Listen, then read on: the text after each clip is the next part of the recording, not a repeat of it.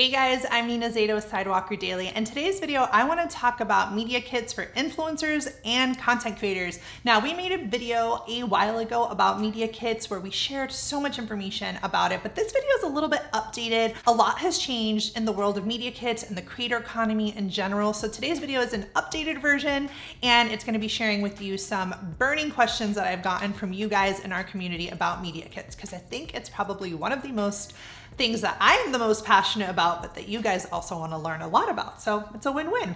All right, so before I jump into today's video, I want to make sure for the newbies that are watching for the first time, you go ahead and click that subscribe button so that you can be kept up to date with all things creator economy, influencer marketing, social media strategy.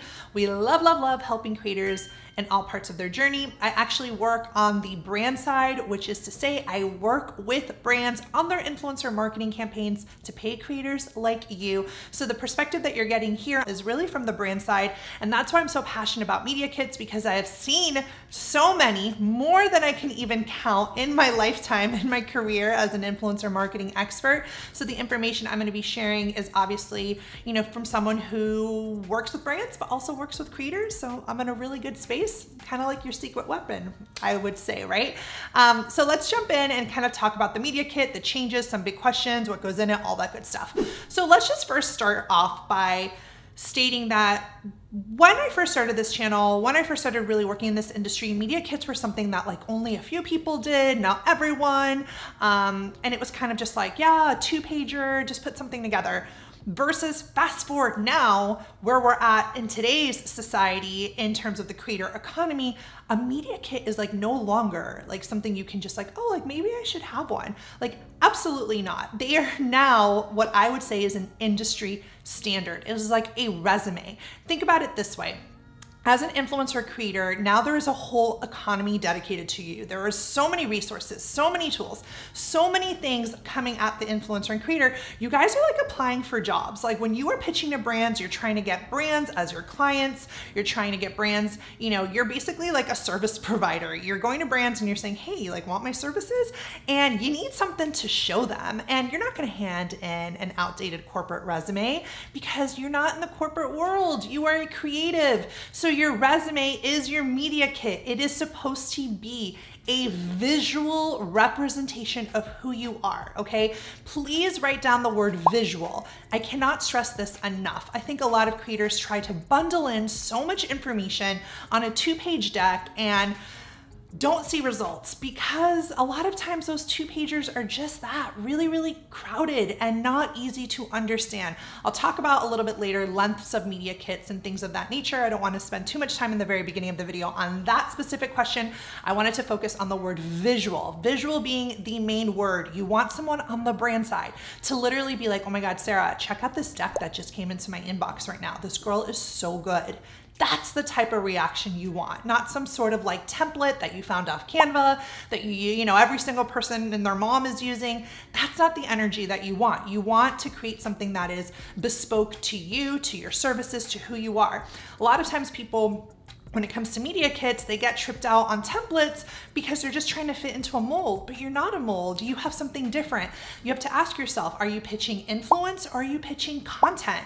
If you have a big audience, not even big, an audience that cares about you, has, does what you say, if you post something, they swipe up, they leave a comment, then you're influential and you should be leading in with your influence. If you don't have an audience that you're leaning on and you're like, I don't really have that, but I make some killer content, then you need to be pitching yourself as a content creator. And those media kits look different, right? Because it depends on how you are positioning yourself. Are you really going in and positioning as media, as your media kit in a content creator aspect or a influencer? Now, I forgot to mention this. I know I mentioned that I work with creators on pitching and helping creators like on the brand side, but we also design media kits here at Sidewalker. We have designed media kits for influencers in every niche. We've designed them for celebrities. People now, again, like we are in the trenches, in the design trenches, so to speak. So we really know that the best media kits, the ones that are getting people responses to, are the ones that are designed in a visually pleasing manner, one that is easy to digest, easy to understand the information, and just visually looks good. I also want to state that when you hand in something that looks really good, you are telling the brand a few things. One, don't give me that free 99 swag, whatever, gifted opportunity. No one that treats themselves with that level of like respect and has like a really attractive, good looking media kit, you're telling the brand right away to treat you like a business. It's also showing that you are professional, right? That you've taken the time to put this document together. And thirdly, you are also showing, hey, if I care this much about my deck and what I'm gonna do for, how I present myself, you're in good hands, brand, because you can trust me to be professional and get the work done. I think an influencer, again, as someone on the brand side, I think an influencer who has a really good looking, strong, solid media kit is one that I'm going to probably trust in working with my brand clients, because I'm like, okay, they're a professional. They've done this before. It's not their first time at the rodeo.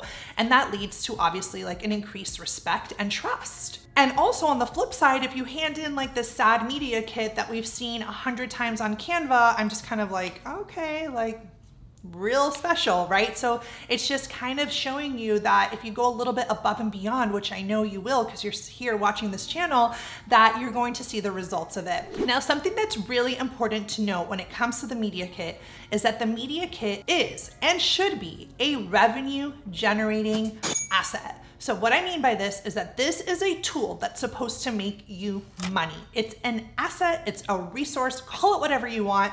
It's supposed to make you money. It's like the pizza shop having, flyers to get you to come to the pizza store or whatever.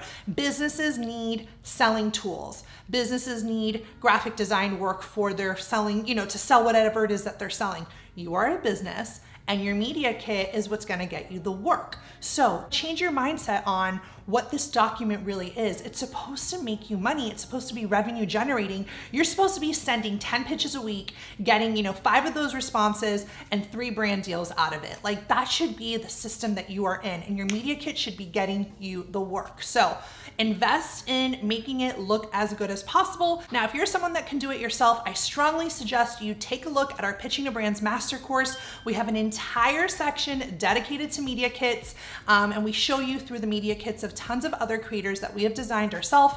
This course is really for someone who can do it themselves, who can, if taught how to do it, you can do it. If that's you and you're a self-starter and you're able to put it together, if I show you exactly how and you want to see inside different media kits, that course is for you.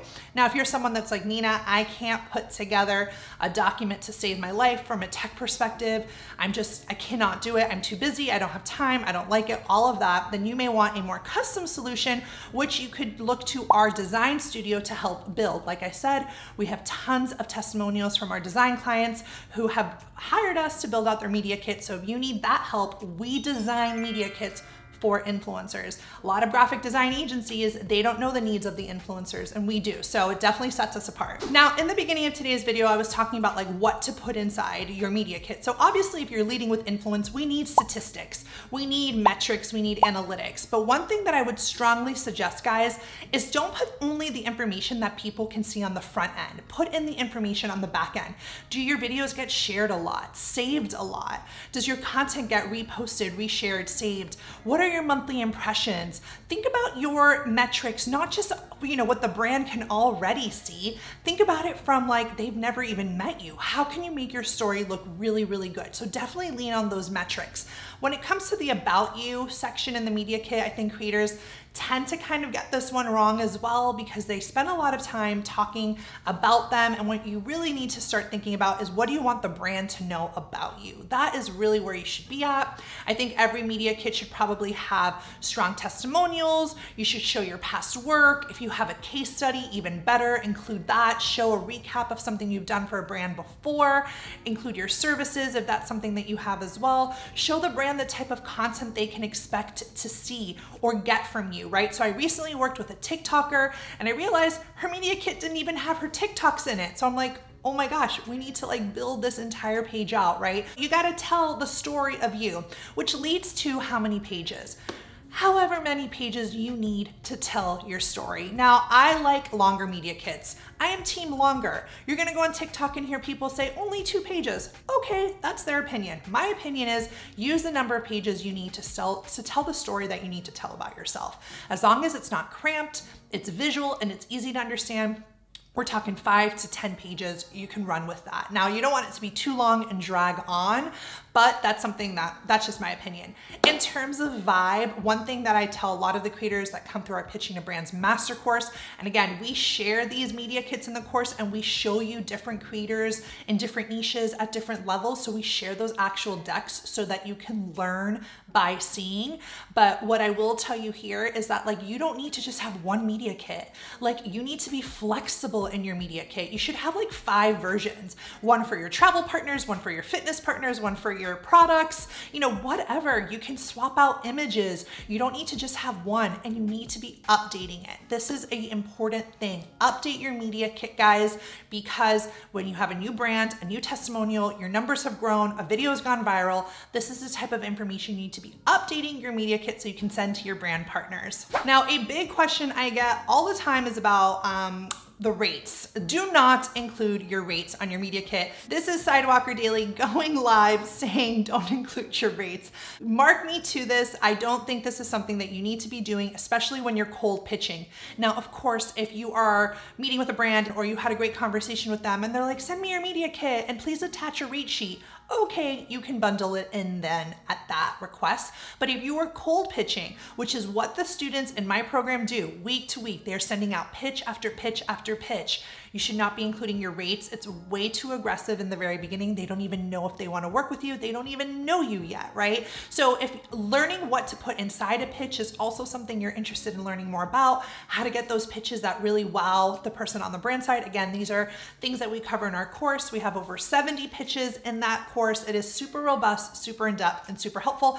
And plus, there have been hundreds and hundreds of testimonials from creators like you that are seeing crazy results. So just the proof is in the pudding. You can check it out on your own time and see if it's something that you think is a good fit for you. Now, lastly, I just wanted to add this as a little something because I think it's something that sometimes creators do and they don't realize. Don't put your phone number and your contact information or your address. Just put an email and make sure you include your contact info, first of all, because you never know if your media kit is gonna get forwarded to a different department or someone else. So you wanna have your contact, but I would not put your phone number or any like personal information.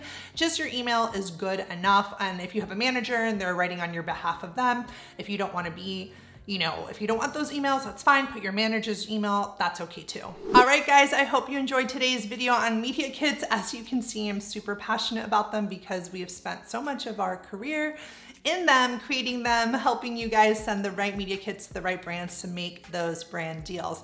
Let me know what you thought of today's video in the comments below. If you need a media kit, like I said, don't hesitate to reach out to our design studio. They are accepting inquiries on a rolling basis, so I'm sure they would be happy and love to work with you. All right, guys, I will see you in the next video.